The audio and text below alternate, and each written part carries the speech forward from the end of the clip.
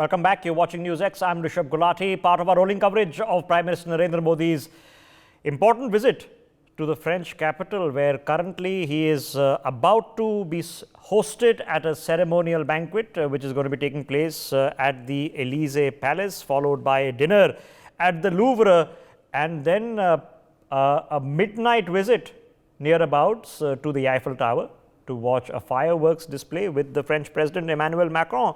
It's been as iconic as possible. What you're watching on your screens are, of course, visuals from the day where Prime Minister Modi was the chief guest at the Bastille Day Parade with an Indian contingent, as well as Rafales from the Indian Air Force flying overhead.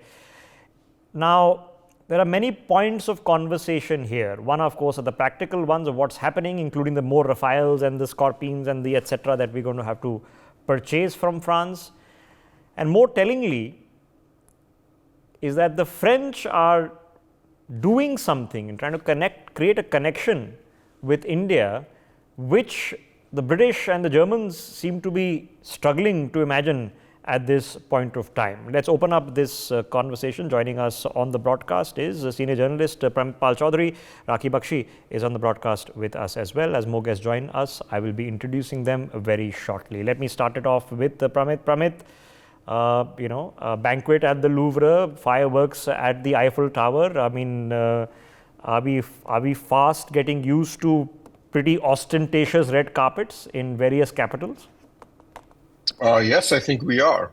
We will see, I think, more of these in the coming years, but partly because the sense that India is now offers so much more to not just the world, but to individual capitals, individual countries, both economically and strategically, means that you're seeing a lot of countries really go out of their way to woo India, if you wish, or to give India a certain profile for the benefit of both the Indian audience, but their own domestic audiences. And I think in particular with Prime Minister Modi, the additional factor is that he has political authority. He has the capital to implement decisions that are made. During the East Asia Summit many years ago, when Barack Obama was president of the United States, I think it was in Naypyidaw in the capital of Myanmar. At one point, he turned around to the other East Asian leaders and pointed to Modi and said, "But the only man among us who can actually do what he says is him." And that remains the fact that it's not just the fact that India, is a large economy, a market, and so on. It's that it has a leader whose approval rating and whose dominance of his parliament is so powerful that he makes a promise to your government, he can actually fulfill it. Mm-hmm. Because that is now a huge problem for a lot of governments. President Biden cannot get a free trade agreement through his own Senate. Macron has his approval rating is at rock bottom. The Chancellor of Germany barely can. He has 3 foreign policies going on simultaneously within his own coalition. Mm-hmm. Rishi Sunak, is almost seen as walking wounded after the recent local elections. So you see a lot of other governments struggling to be able to implement stuff. So if I'm a foreign government and I want to deal with a country that can deliver on the promises that I eventually, the deals that I strike with, to buy the submarines, to do the trade agreements and so on and so forth, Modi is an obvious choice. Okay, but because he's unusual. So Pramit, put this into context for us, because the French system, and I know the argument has been put to me that the French love their protest. But there have been obvious duress there. It's a system that is struggling to reform and adapt. Emmanuel Macron has just come up against vociferous opposition on the streets for doing reform on pensions and retirement ages. And he's come out of that and he's gone smack into what's happening in Marseille and Paris right now. So in the context of what's happening within France, why do they care about India? They've got plenty of stuff to keep themselves busy with. Well, I think that one of the points that, especially for a French president, is that the Élysée Palace actually controls foreign policy. In France, the prime minister really handles a lot of domestic issues, but foreign policy is the president's prerogative in France. And therefore, for a lot of what the presidents will do on the foreign stage is very important to the image of the president. The French also, I would argue, have a greater sense of themselves as a universal, should we say, having universal influences.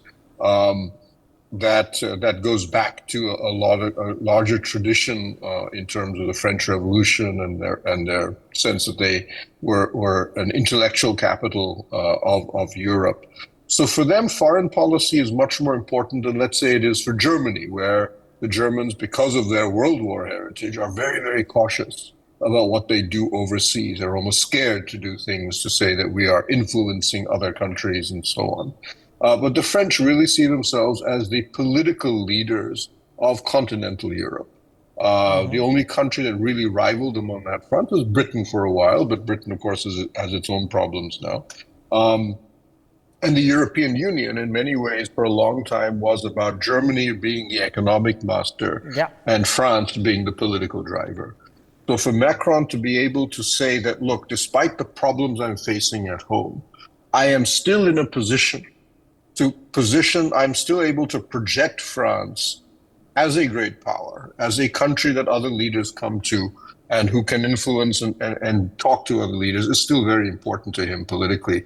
In many ways, it's one of the few things he has left, arguably, to be able to boost his image. Okay, let me get a perspective in. Raki, so we've just gone from Washington, and before that it was Australia, right before that Papua New Guinea, and we have gone smack into Paris.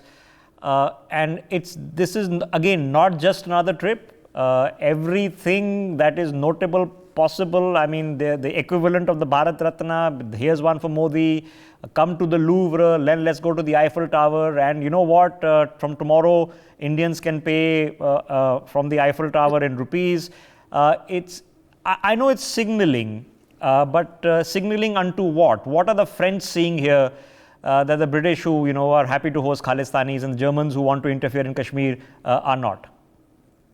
No, but Rishabh, first of all, what France describes India as the giant. In the statement they call India a giant country. So India actually is being looked at, I can say, at this stage by the world. The esteem of India has definitely risen.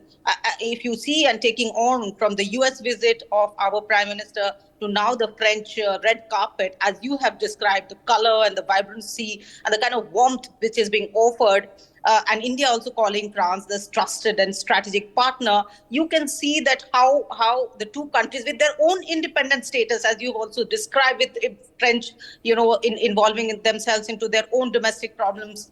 But India is now reaching out, and India has a status, India has that esteem which other countries want to reach out to. I really would like to connect, Rishabh, here to what has happened today in terms of our Chandrayaan-3 mission being launched so successfully. So science, innovation, the kind of tremendous opportunities that India is looking at and walking ahead with, I think other countries are watching. And these are not other countries, these are big powers. And I also use the word independent status, so which means that they have their own thoughts, they have their own roots, but they also really, really are eager to look at India.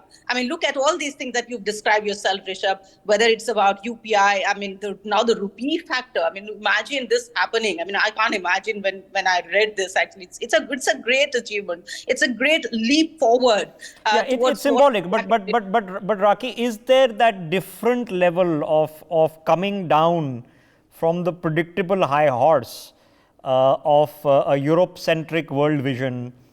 With the British, who still think that they can, it's perfectly okay to have people ripping down India's flag from the Indian High Commission. It's perfectly reasonable, and that won't upset the Indians. And even if you do, how does it matter? To a point where, in this present context, if you're sitting in France and you're having to do very difficult reform, of your pension and retirement age, do you then look at India and say, okay, at least we understand that doing agricultural reform in India is equally difficult? when you're having minority riots in your country, and those minority riots are Muslims and with a legitimate cause. The cop has just shot a 17-year-old. That may be looking at India a bit differently. That listen, why is the European Parliament discussing Manipur?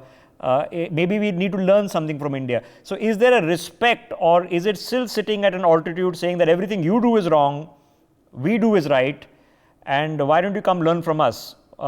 Is that changing?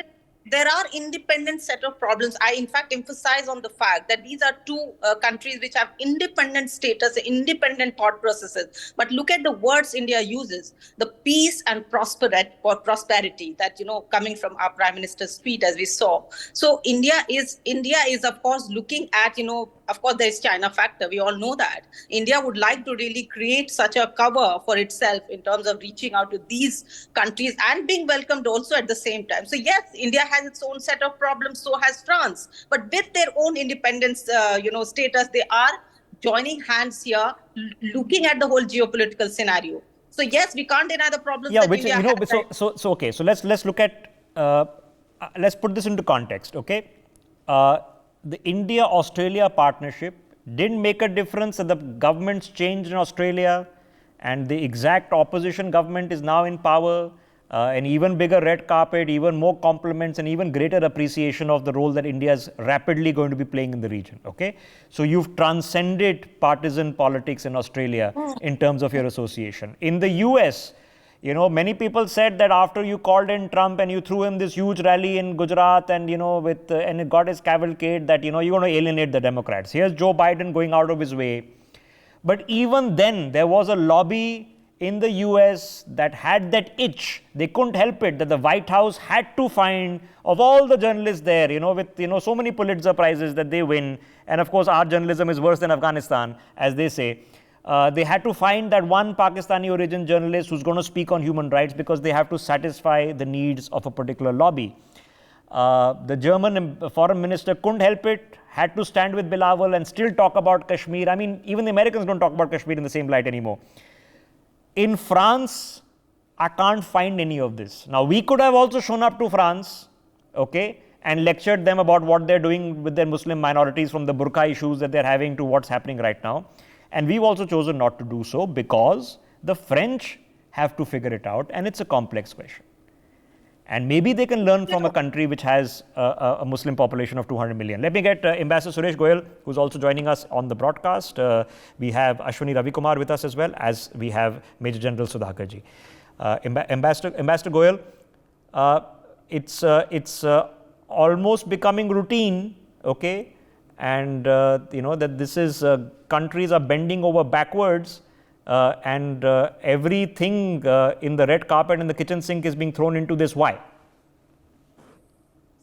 Rishabh, it's rather a funny thing.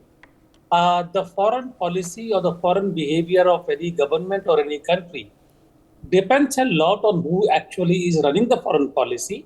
So if it is Prime Minister Modi, in India, it will be actually the signature tune will be Prime Minister Modi. It will be President Macron in France, Biden in USA, Sunak in UK, etc., etc., etc.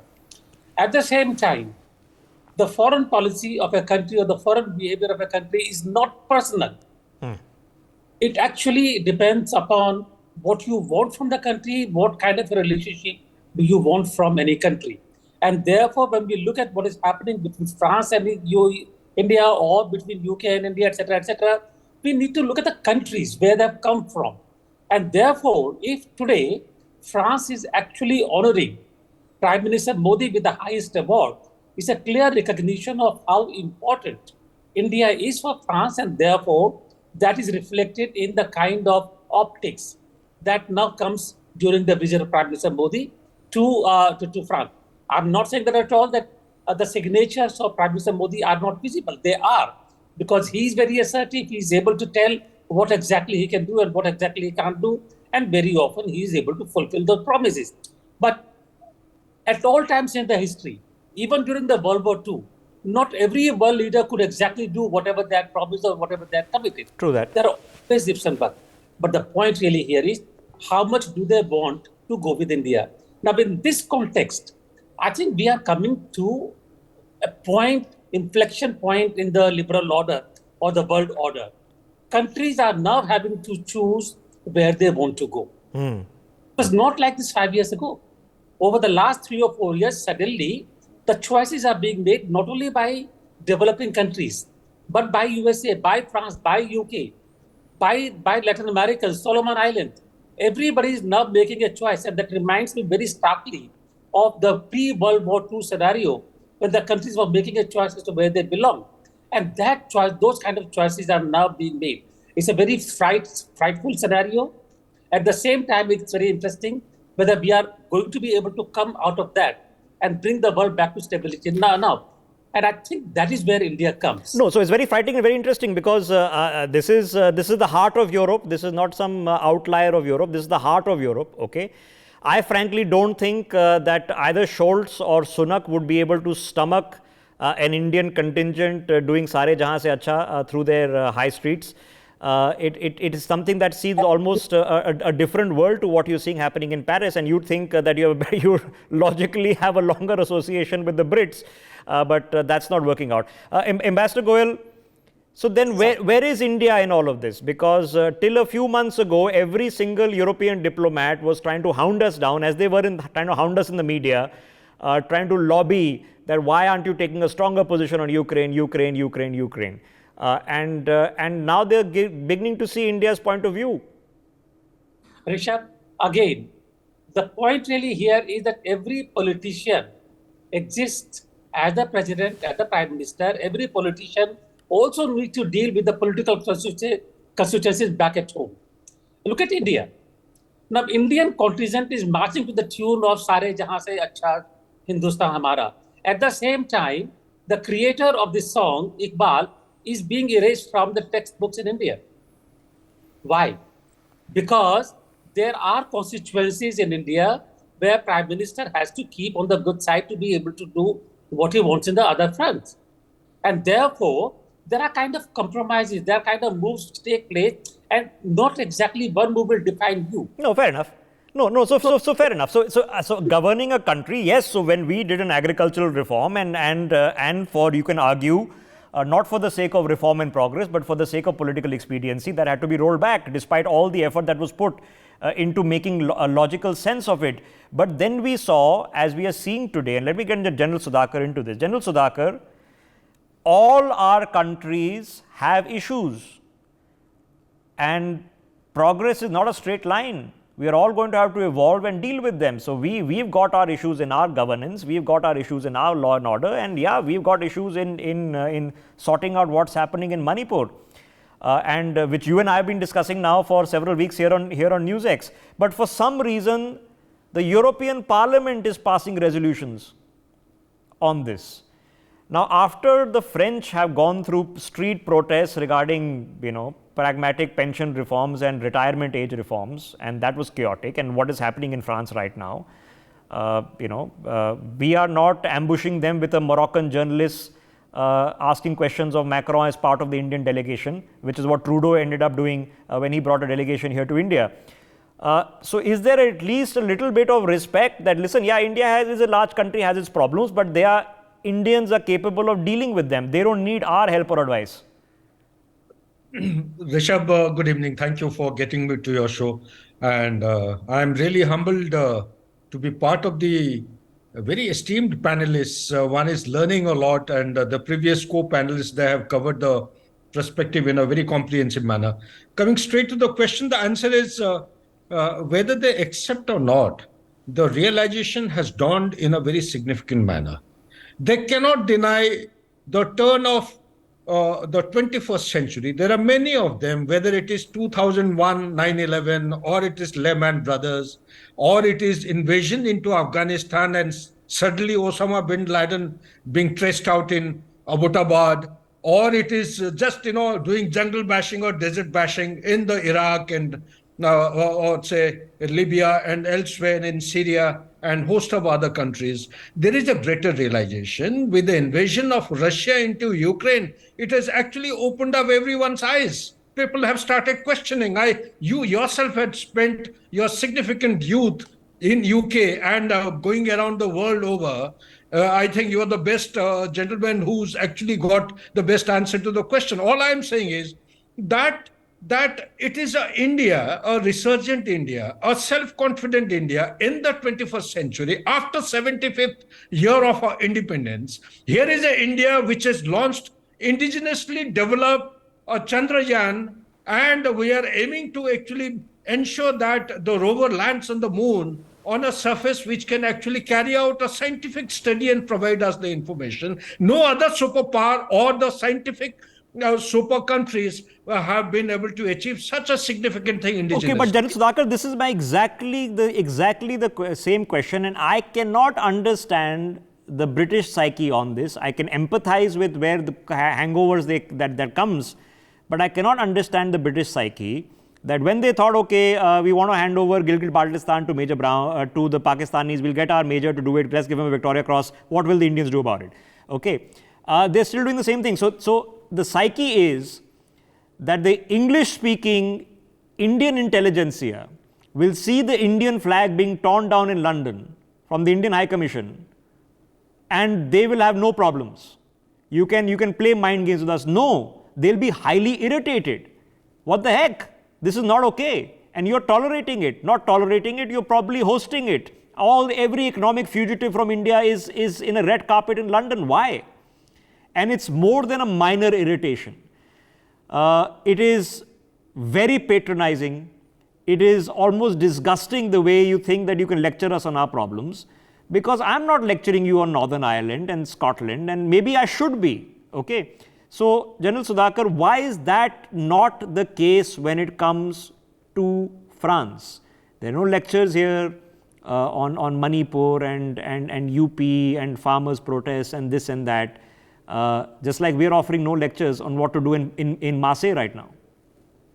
France, Rishabh, you know the answer. It's a nation state which stands apart in comparison with others. You say this is the only country in the world today, when you talk about the geopolitical perspective, I would say the Anglo-American alliance has actually fallen apart. I would say France hasn't fallen apart. France is a nation state, right from its genesis, has been following its foreign relations, or the principles of foreign relations, keeping strategic autonomy as a central paradigm. If I am wrong, there are eminent panelists, they can correct me, and particularly Ambassador Goyal will be able to stand by me. And there is a commonality between France and India. It is not now. Right since our independence of 1947, here is one nation which has stood by our aspiration and the dreams. And it has actually stood by in 1998, if you recall, Rishabh, you are a student of history as well.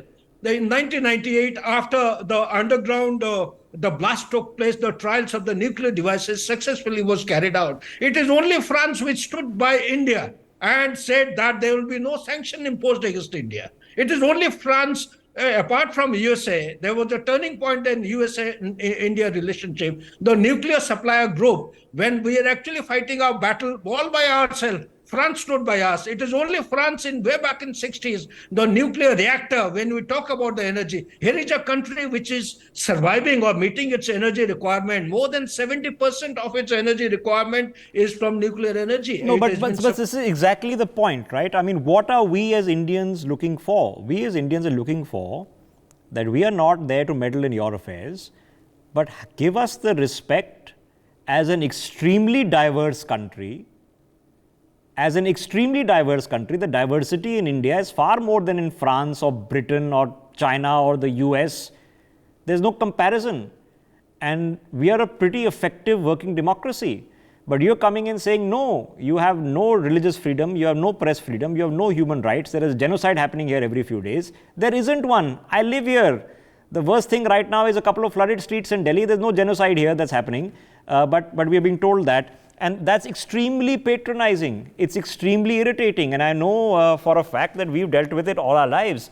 So I think a little bit of respect is as important as the red carpets and that itch. So the difference between this French visit of Prime Minister Modi and the Washington visit is that in the Washington visit, all the red carpets were railed out, but that itch was still there. That lobby is still not gone. Okay. So yeah, you saw Pramila Jayapal this time escorting the Prime Minister and giving him a standing ovation. Okay, but they couldn't help it. They still had to throw that in there. And in France, Indians died liberating France. Okay, let's not kid ourselves. In the hundreds of thousands, in both the world wars. So like I said, let's not kid ourselves. Let me quickly get a word in from Ashwin before I come back to Pramit. Ashwin, put this into context. Why does this make sense? I understand the larger picture, India growing economy, very important. Why does this make sense for India? Hi, Vanakkam. And, from before, I echo that probably a very proud moment for us with the Chandrayaan-3 launch. I come from more of a science background, right? And let me put into context. Ashwin is with CERN. Okay, and that's the experiment with the particle accelerator in which there is an Indian contingent that's part of, and he's currently living in France. So I put the context. Ashwin, take it away. Yeah. So in that context, India is a part of the membership of the Center of European Nuclear Research, and this started in 2016. We've always worked with CERN from BARC to all of the fundamental parts, but this is also accepting that science contributes and India contributes to science. And that's the reason I can work here, right? So this opens up a lot of opportunities for really brilliant Indian scientists to come here.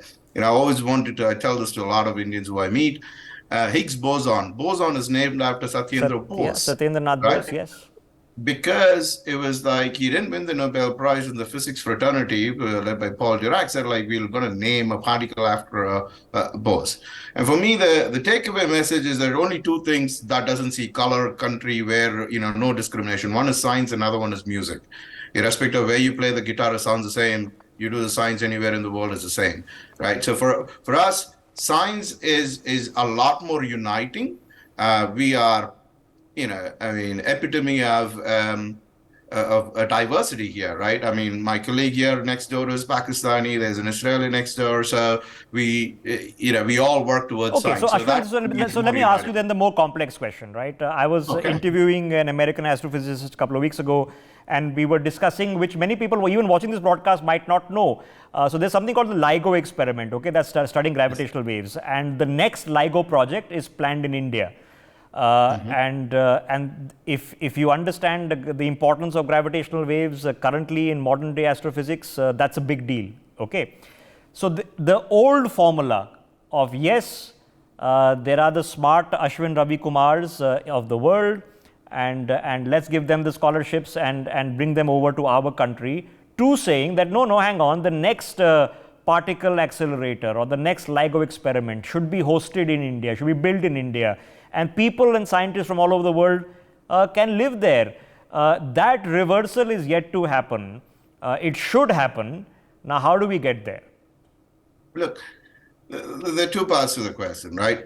One part is, do we build little accelerators all across the world, or you build a large hadron collider, which is 27 kilometers in radius, right? Everybody can build 100-meter ones and then try to do something with it, and you can't achieve what you want to do. The Large Hadron Collider is the point of, everybody pooling in money to build the world's biggest machine that scientists from anywhere in the world can come and do it. And that's what CERN stands for. And that is something to be, same thing with LIGO experiments. When you select a site, it's not necessarily geographic borders. It's more to saying, can you do the science in that particular site? Yeah. Do you have those conditions? And then you go through the list of places. Here's 10 places in the world you can do it. Yeah, so, and it's triangulation for which you need for the gravitational wave. Just like you would set up observatories in Chile, because that have the clearest atmosphere and is the southernmost part where the Antarctica is the clearest, etc., etc. But we like to see these things happening back here also, which we also need to back. Okay, so now quickly, Ashwin, on the technical front, when the French say, okay, you come and study here and you stay on for 5 years. Now, when it comes to young people who do feel the language barrier, so traditionally, yes, they head to the UK, they head to Singapore, Australia, they head to the US to study. France becomes an option now? Absolutely. It's also, I've kind of been to a few of those countries that you said I studied, went to the US, went to Australia, now I'm here, and in the middle I was in India as well. Opportunities are there. What I am so happy and looking forward to the next generation, I mean, I've got a small kid who's going to grow up into this world, is that borders doesn't matter, right? I mean, if you're good at what you do and if you want to contribute to that, the doors are open, right? When I had to go out, and 20 years back, that was a whole different set, right? And when the whole conversation is Modi ji coming to France and talking about it, folks now know what India can do, right? What the capabilities are. My view is, without any of the politics concerned, it's an ambassador for India to saying, look, we can do this. This is what we can do. And truth be told, you wouldn't have had me on the call if I wasn't living in France and Modi ji not being in France, right? Now I can talk about, Sun has got all of these startup programs which are open to Indian startups. Yeah, no, and what have we learned? We've learned that the pivot point of a lot of these associations is the Indian diaspora. Me, a good Punjabi, has family all over the world, and that's a reality check as well. Okay. So we make a mini India. Yes, right? yes, and it's all the cliched places, the UK, the Canadas of the world. It's all very cliched. But I have students going to France. So I've had two students. Finish your thought, Ashwin. I live in a very small French village, right? And there are about 5 Indian families in the whole village. And right now, after Modi ji's visit, and somebody said like, oh, there's been so much things happening in Paris about India and Prime Minister coming and visiting. I've been to the CERN in Geneva. Long ago when I was a student. I've also had pav bhaji in Geneva, so so that I know that. Very Geneva expensive pav bhaji, by the way. French villages though, right? Okay, but not the French villages, not the French villages. Hope send us some champagne now that we are sorting out our FTA with them shortly. Let me get Pramit back into this. But Pramit, the red carpet is fine. Okay, the economic realities are, we took the French a long time ago. We overtaken the Brits, and in a few months we'll overtake the Germans in terms of sheer GDP size. But is it a meeting of understanding, and exactly the context that I'm saying, that we are not here to lecture you because we also have our problems and we understand and respect how you're handling them? So the French have never been, especially at the foreign policy level, into the business of lecturing. They've been hard realpolitik players. They believe in being very focused on their national interest, which is often a combination of security and economic concerns. And so far, the softer stuff, the human rights element, has never been a very strong element in their foreign policy. And so that's been very useful for India. And as others have mentioned, they've tended to take an independent foreign policy. They're within the West, but a sort of odd man out and are prepared to do what they feel they have to do. Sometimes you may disagree with that. For example, they used to support the apartheid regime in South Africa strongly for a long time. They used to sell them weapons. And it cost them when the ANC eventually came to power. They punished the French for a while on that issue. But broadly, we know but the key about the French is you know exactly where they stand on these issues, and then you can work with them accordingly. I would argue right now we have an interesting geopolitical situation because India is now almost completely focused internally on China as being its overriding strategic threat. Pakistan is now almost an irrelevancy. And this is one of the reasons the relationship with America is being transformed, because America has a very similar point of view. And of course, our relationship now with Japan and so on. So for once, India is getting wooed by a large number of countries. And so the French, who in many ways had an unusually strong position in India and being the one Western country we never used to have to worry about these other issues, is now having to vie, if you wish, with other countries for that position. And this is one of the reasons why in the internal talks now between India and France, China is becoming increasingly the core strategic negotiation. India is saying, you've been with us all this time, you've been an independent player, but understand, we are now going to be focusing on China. Where do you stand on China? And so this is going to be the shift in the foreign policy. I would argue right now, Whatever Macron may say in public, internally the French accept that China is increasingly a problem, but they also have a problem because they need China's economic market. Yeah.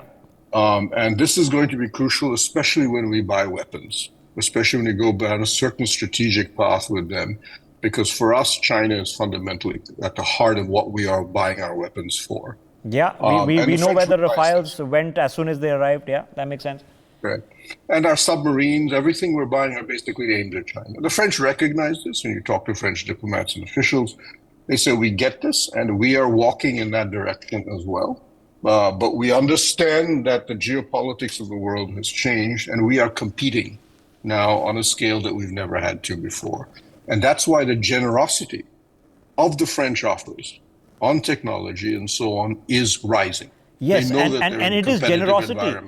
The first country and ongoing that offer pretty much 100% technology transfer. I mean, we are making the Scorpions in India. We are buying the Rafale now, but going forward, those are also, you can look forward to them being manufactured here in India.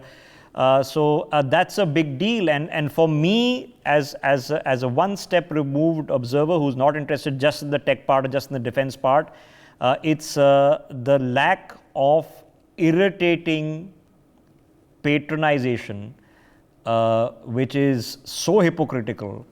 Imagine if the French right now were sitting and lecturing us on internal issues. It would be laughable, right? I mean, you know what's happening in Marseille right now. They're burning down libraries as we speak. Live shots on your screens of the Élysée Palace. And for people watching the broadcast who might not be familiar, when Lutyens and Baker under the British Raj were designing Delhi, they didn't replicate London, which is medieval with higgledy-piggledy streets. They replicated Paris.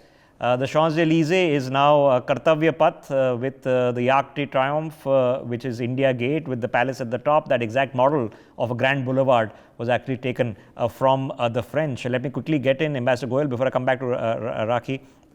Ambassador Goyal, okay, so great. Literally you can see the red carpet out there. Very nice. The French have an interest in India. They want to sell us things and we are willing to sign the check and buy them. We bought the 36 Rafales no matter what. We're definitely buying a few more. We're buying the submarines. And yes, that has a direct bearing on the French economy. What's in it for us? Rishabh, very good question. I think what we need to look at really is that no country is ever going to do a deal with you purely out of charity or purely because they love you. Absolutely right. But certainly, they are not going to give us Rafale and Scorpion submarines. Please recall what happened, how protesting the French were when AUKUS was formed. Please do recall that. Yeah. Everything there for themselves. Now, 2 or 3 things. You talked about Manipur, you talked about the European Parliament, the Khalistanis, tearing the flag and everything. I mentioned earlier that every politician also has a domestic constituency to deal with. Mm-hmm. Now, it is the weak who protest. The strong take action. All I'm saying here is that India does not need to protest there. India does need to pay back in the same coin and let those countries know that if the same things were happened to here, how would they feel? If you were to have 10,000 demonstrators, protesters outside the UK High Commission tomorrow, they will come back to their knees. They will know what they happened. Similarly, in the case of Canada, let us do those things. Mm-hmm. What we do, and only then they will realize that we have a sensitive spot. Number 1. Number 2, frankly speaking, whether they realize or not, they do realize that the money lies with India and that they have to do business with India. So we need to use our strong points in dealing in relations with them. Having said this, and by the way, Ashwin, thank you very much for reminding me about CERN, because I am a 1975 graduate in physics and I was studying particle physics, and CERN, the project is not new, but even at that time. But the problem is, and in 75, we could succeed in physics or research only if we had gone to the USA. I remember my professors who said that if you have to succeed, you have to write a paper from Harvard. Today, the situation has changed. And I think that's a big thing because now Indian science and Indian technology is being recognized. Last point, Rishabh, in this particular, China. China is the dragon in the China shop. But we don't need to ask what the positions of the Europeans is going to be in China. The Europeans and the USA have a bigger fear of China than we do. But we have a greater concern because we face China on two fronts. For USA, for France, for the China is part of a bigger power contest scheme. Correct. You put China in place of Russia and you will know what I'm talking about. Yeah. For us, the equation is very different. Therefore, what we need to do is let them know that we have concerns about China, but we don't need to get into a same kind of a tight bear hug where China begins to associate completely with USA or France. They are questioning our neutrality already. We don't need to worry about that. That's a different thing. Yes. But we need to make sure that our foreign policy does not become completely dependent on one country or the other. But the only thing is India. What do we want? Yes, I think we are sort of getting there. And we are getting there, A, because we are clearer about what we want, and B, we are in a position to actually say that yes, we are going to do what we want. And a very example of Pakistan is a very good example now. Okay, so at the UN, when all the foreign ministers are ranting and raving about Kashmir, and the junior most, literally the fresher diplomat who just come out, joined the foreign service, is sent to give the reply, because that's how Pakistan needs to realize that you don't matter. All right, you don't qualify. We have an issue with terrorism which we raise, but we're not sitting and discussing you with anyone because you just don't matter. You have your own problems, figure them out.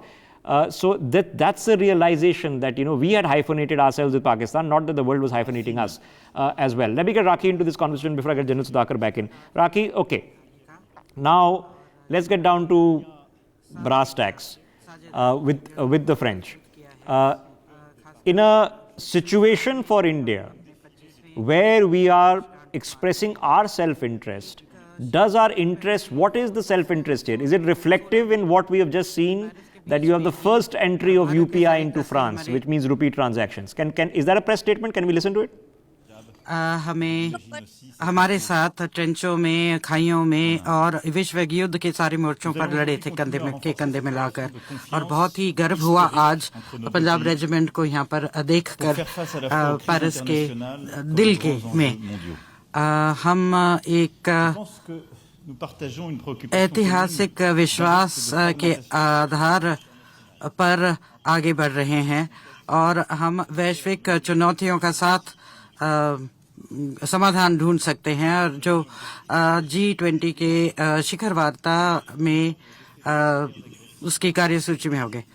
हम चाहते हैं कि जो अंतर्राष्ट्रीय समुदाय है उसका खंडन के जोखिम से अपनी दुनिया को बचाए, और इसलिए हमने पेरिस एजेंडा और नया वित्तीय वैश्विक कॉम्पैक्ट पर इकट्ठे काम किया है। हम आपने सितंबर में जो दुनिया के राष्ट्राध्यक्ष होंगे, जो हेड्स ऑफ स्टेट और गवर्नमेंट होंगे, उनको आमंत्रित किया है, और हम सब चाहते हैं कि एक ऐसे अंतर्राष्ट्रीय व्यवस्था का स्थापना हो जो शांति और विकास की ओर हमें ले जाए। मुझे बहुत गर्व हुआ था जब 2018 में मैंने आपके साथ अंतर्राष्ट्रीय सौर गठबंधन की स्थापना की थी, और हम चाहते हैं कि बिजली का उत्पादन 2030 तक 1000 गीगावाट का हो, और हमने आपके पिछले जो यात्रा थी उसके दौरान भी हमने एक नया पहल शुरू किया था प्लास्टिक से संघर्ष का। तो ये जो दो उदाहरण हैं वो दर्शाते हैं कि हम अगर इकट्ठे काम करें तो हम सारे क्षेत्रों में नई संरचना बना सकते हैं, ना सिर्फ जहां युद्ध से बचने के लिए। पर G20 COP28 और जो संयुक्त राष्ट्र के सुमुद्रा पर सम्मेलन होने जा रहा है नीस में 2025 में, उसका आयोजन भी हम इकट्ठे कर सकते हैं। तो हमारे जो सामरिक हित हैं वो उसका अभिसरण हम इंडो पैसिफिक तक जाता है, क्योंकि हमारे एक ही दृष्टिकोण है इसके बारे में। हम आधिपत्य से लड़ना चाहते हैं। हम हमारे सशस्त्र बल नियमित बातचीत कर रहे हैं और पूरी योगदान कर रहे हैं ताकि जो शांति है और सुरक्षा है इस क्षेत्र में बनाई रहे और अंतर्राष्ट्रीय कानून का सम्मान रहे। ये जो सामरिक आत्मीयता है हमारे दोनों देशों के बीच में, वो ठोस रूप ले रही है नए योजनाओं के साथ, खासकर जो आर्थिक योजनाएं हम इकट्ठे कर रहे हैं। भारत आज दूसरे सबसे बड़ा हमारा साझेदार है एशिया में। हमने नए कार्य क्षेत्र ढूंढे हैं, जैसे कि स्टील, अंतरिक्ष, ऊर्जा, सिविल, न्यूक्लियर और टेक्नोलॉजी। ये जो नया स्थिति है जिसकी ओर हम अपनी द्विपक्षीय साझेदारी को ले जा रहे हैं, वो सिर्फ उन महिलाओं और पुरुषों की वजह से बना पाएंगे जो रोजाना इन संबंधों को जीते हैं, और उनमें से कई सारे आज रात के डिनर पर हमारे साथ आएंगे। और फिर हम युवा पीढ़ी को नहीं भूल सकते, क्योंकि भारत और फ्रांस में युवा ही आगे भविष्य की फ्रांस की छवि भारत में और भारत की छवि फ्रांस में उसको नया रुख देगी और उसको पुनर्निर्मित करेगी। 2025 में हमने सोचा था कि 20,000 फ्रांस के स्टूडेंट्स भारत तक पहुंचाएंगे, और कोविड के बावजूद हम इस लक्ष्य को पा पाए हैं। और हम समझते हैं कि यहाँ से 2030 तक 30,000 ऐसे स्टूडेंट्स को भेजेंगे और हमारे प्रयास इसकी ओर जाएंगे। और हम चाहते हैं कि जो युवा भारतीय फ्रांस में पढ़ने के निर्णय लेते हैं उनको आगे भी वहाँ अपने दिल के करीबी देश के में आने का मौका दिया जाना चाहिए। इसलिए हम अपना वीजा की नीति भी उसके अनुकूल बनाएंगे ताकि वो ये कड़ी बनाए रखे। हम चाहते हैं कि जो कोऑपरेशन शिक्षा के क्षेत्र में हो रहा है वो संस्कृति के क्षेत्र में भी बढ़ाएं, ताकि संगीत, डांस और बाकी जो सांस्कृतिक क्षेत्र हैं उसमें भी साझा काम कर पाएं। और हम संग्रहालय विशेषज्ञता को साझा करना चाहते हैं, क्योंकि हमारे पास ये विशेषज्ञता है, क्योंकि 2047 में आप अपने शताब्दी महोत्सव मनाएंगे और इसके लिए हमने एक मानचित्र बनाया है। एक बार फिर आपको धन्यवाद देना चाहूँगा कि आप हमारे साथ यहाँ पर फ्रांस में आए इस खास दिन के लिए, और जो 14 जुलाई की जो परेड है उसमें आपके जो आर्म्ड फोर्सेस जिन्होंने भाग लिया है उनको भी धन्यवाद देना चाहूँगा।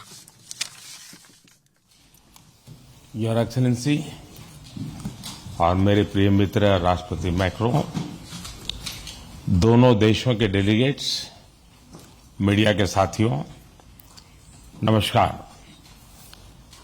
पेरिस जैसे खूबसूरत शहर में इस गर्मजोशी भरे स्वागत के लिए मैं राष्ट्रपति मैक्रो का आभार प्रकट करता हूं।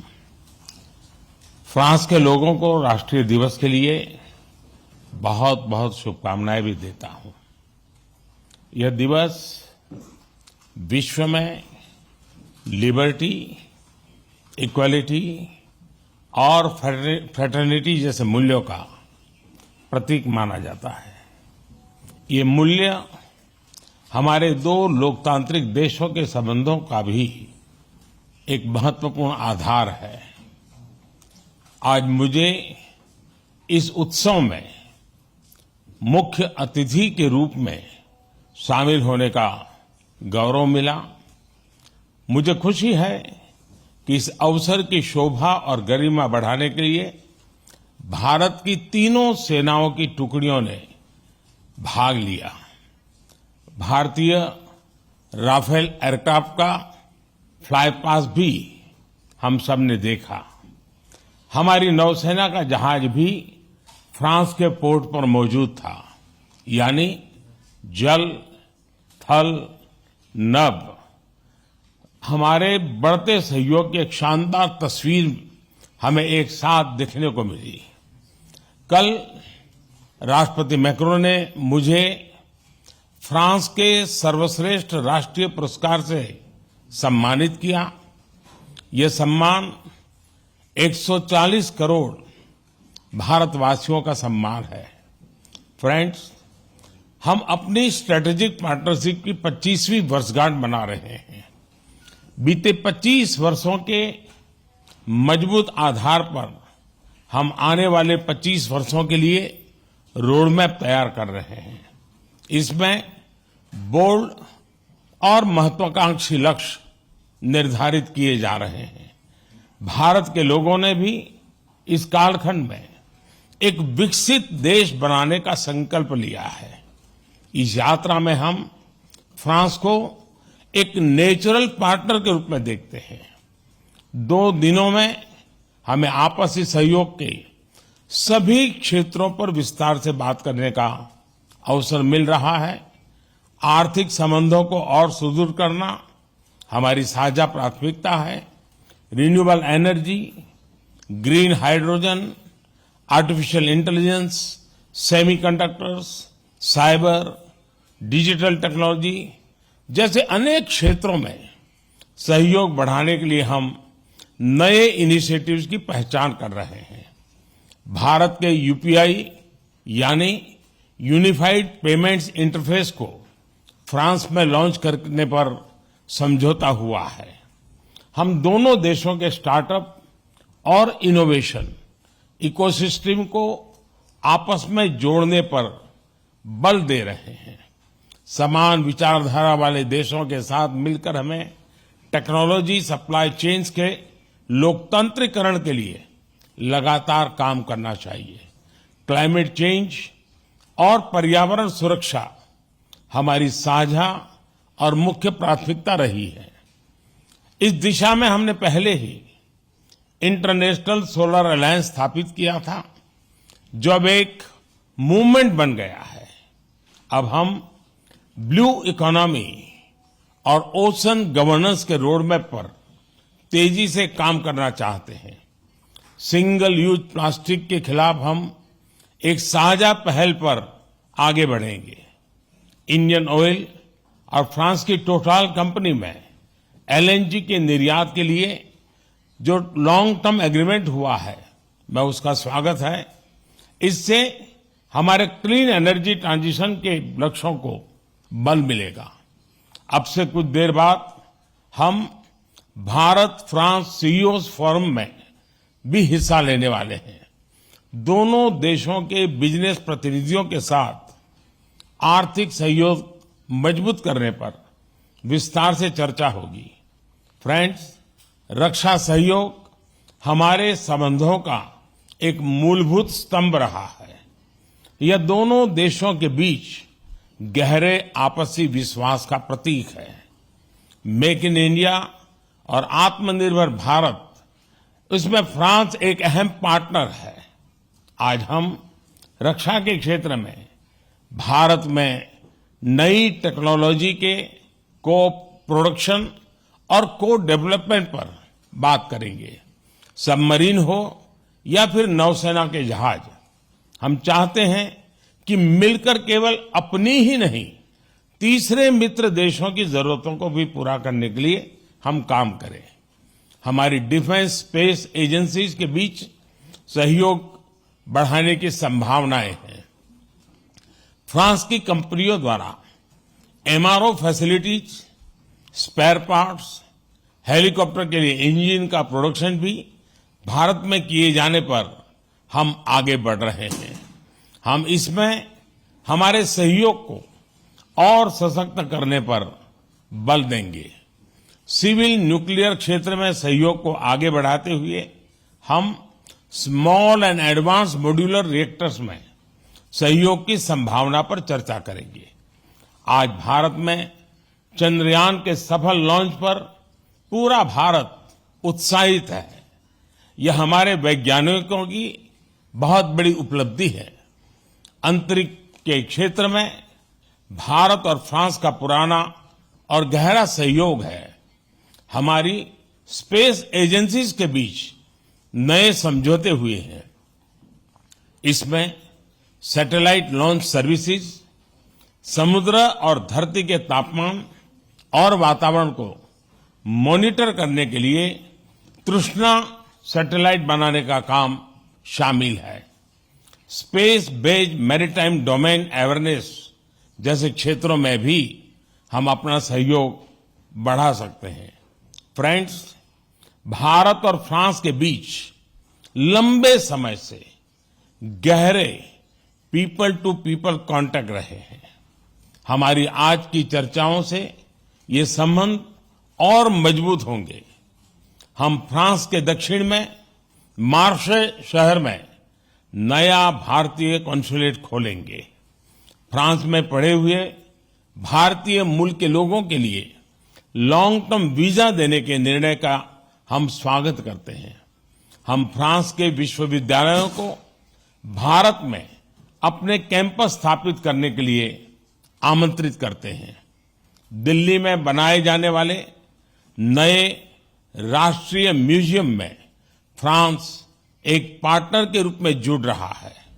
अगले वर्ष पेरिस में होने वाले ओलंपिक्स के लिए सभी भारतीय एथलीट्स बहुत ही उत्सुक हैं। इसके सफल आयोजन के लिए मैं राष्ट्रपति मैक्रो और उनकी पूरी टीम को शुभकामनाएं देता हूं। फ्रेंड्स, आज हम कई महत्वपूर्ण क्षेत्रीय और वैश्विक मुद्दों पर भी चर्चा करेंगे। इंडो पैसिफिक के रेसिडेंट पावर्स के रूप में इस क्षेत्र में शांति और स्थिरता के लिए भारत और फ्रांस की विशेष जिम्मेदारी है।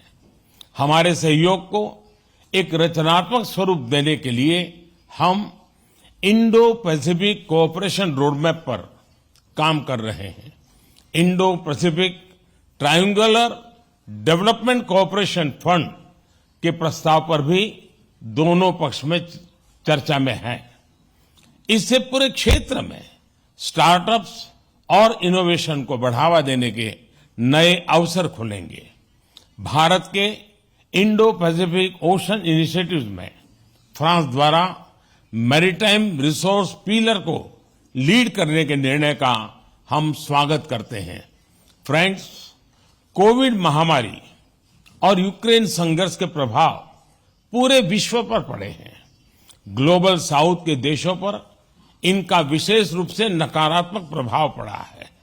यह चिंता का विषय है। इन समस्याओं के समाधान के लिए सभी देशों का एकजुट होकर प्रयास करना आवश्यक है। हमारा मानना है कि सभी विवादों का समाधान डायलॉग और डिप्लोमेसी के माध्यम से होना चाहिए। भारत स्थायी शांति की बहाली में योगदान देने के लिए तैयार है। आतंकवाद के विरुद्ध लड़ाई में भारत और फ्रांस हमेशा साथ रहे हैं। हम मानते हैं कि क्रॉस बॉर्डर टेररिज्म को समाप्त करने के लिए ठोस कार्रवाई की आवश्यकता है। इस दिशा में सहयोग बढ़ाने पर दोनों देश सहमत हैं। राष्ट्रपति मैक्रो इस वर्ष G20 समिट के दौरान आपका भारत में स्वागत करने के लिए मैं और सभी भारतवासी बहुत ही उत्सुक हैं। एक बार फिर आपकी मित्रता और मुझे दिए गए आदर सत्कार के लिए मैं आपका बहुत बहुत धन्यवाद करता हूं।